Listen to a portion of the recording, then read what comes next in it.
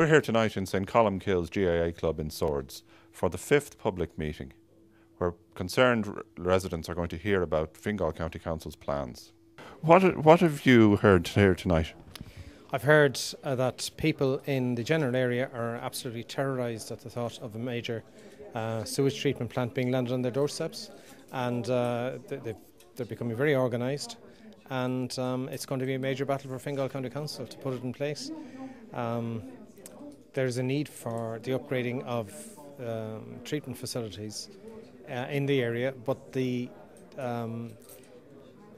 point that's really getting to people is the fact that we seem to be treating the sewage of the whole of Leinster. The general election, it's all about what this country can do to get out of the state it's in, and one of the main things was, agriculture. And in the North County Dublin here, we have, fantastic businesses and even fantastic potential to expand our agri-business. It was mentioned at the meeting tonight, the business that goes on in the sea, marine agriculture, whatever the correct term is as well. We're potentially putting all that at risk by putting a super sewage facility in the middle of this fantastic resort.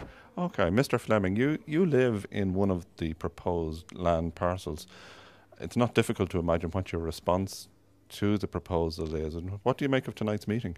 Well, I think tonight's meeting was very constructive in the sense that the alternative proposals were put on the table, i.e. that each community would contribute its own facility, its own waste treatment facility, and therefore you have a series of small ones dotted around the Fingal Council area, such that it reduces risk in the event that you have a major failure in any plant. A failure in a small plant is going to be less catastrophic than a failure in a very large plant.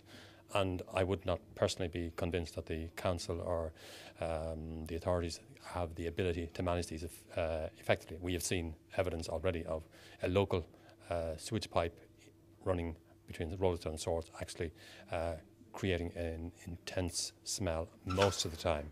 And therefore there's an engineering problem which hasn't even been addressed, even though this issue has been brought to the council's attention. So that fills me with a lack of, or doesn't give me confidence in relation to what the council or whoever is going to undertake this project might do, or might not do, as the case may be. I'm not personally familiar with Saucerstown. Can you just give us a quick pencil description of the area and how many people live there? It's a small townland 2 miles west of Swords. It's on the R125, the Ashbourne Road. There'd be a matter of less than 100 people resident in the townland of Saucerstown. We are technically part of Rolestown Parish. Some parts of it will be part of Swords. So we're really Rolestown, where we live at the moment. And what was the mood at tonight's meeting? I think there was significant levels of opposition to the plan as mooted by the council at this point. I think there'd be a general acceptance that alternatives need to be looked at, and I think the consensus would be that the meeting would be motivated to push for alternatives with the council authorities.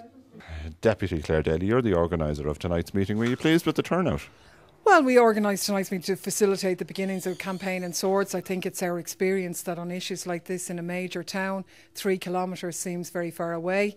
The airport is 3 kilometres from Swords, whereas when you're in a rural area, 3 kilometres is nothing. It's only down the road. So I think we've got the ball rolling in this part of Swords, and I think there is a determination now to take it further. So the experience of all the meetings have been is the more rural the area, the stronger the turnout, because I think people have that feeling of solidarity and so on. But really the stage we're at now is all of the major areas surrounding the 9 potential sites have had meetings at this stage. So round 1 is over and it's a case now of getting committees in place to take it to the next stage, and we're very happy that a number of residents enthusiastically stepped forward to take the campaign forward from a Swords perspective.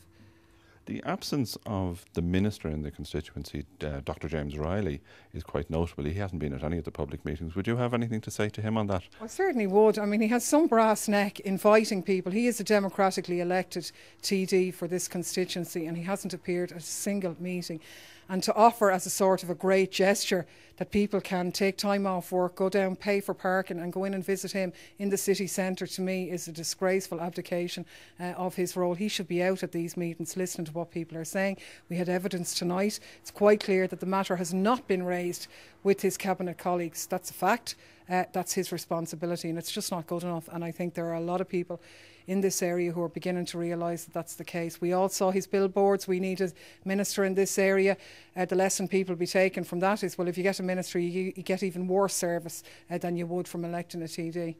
And I hope he gets that message back through his people who are here. I'd say he would. As an opposition TD, what do you think you can do to help the cause? We can certainly use, I questioned Howland yesterday on the matter of the Minister in relation to the capital expenditure budget. We can use the platform. Actually, we're quite fortunate that we get quite a lot of speaking time because of the way it's set up, and we've already brought it up in the Dáil, and we'll certainly be doing that. But we very much see the Dáil as a platform to agitate from, to put the government under pressure, and that's what we'll be doing. We've started doing it, but we like to put pressure on the outside as well, and we'll be absolutely doing that too. Gentlemen, what did you make of tonight's meeting? Well, I only heard of it through the grapevine. I got a circular on my email, and I came down just to see what was going on because I knew nothing about this proposed plan. The meeting itself was very good, and I'm very happy with the way I was informed and told about the issues. Yep. Councillor, you're one of the organisers of tonight's meeting. What was the idea behind the meeting? Well, the idea was to give information to the local community, and we had people from other communities, from the other 8 areas, and we also had a delegation here from Portrane who successfully did away with the idea of the imposition of the monster plant in their area. So we have the main purpose tonight was to set up a local committee from this area to link up with similar committees from all the other 8 areas. So we were successful in doing that. We had no problem getting volunteers to come forward and take on that role. So we now have a kind of a unified approach from the North County, from all the areas in the North County. Well, there you have it, another public meeting. And now Swords has joined the list of communities who've heard about Fingal County Council's plans and don't seem to like it one little bit.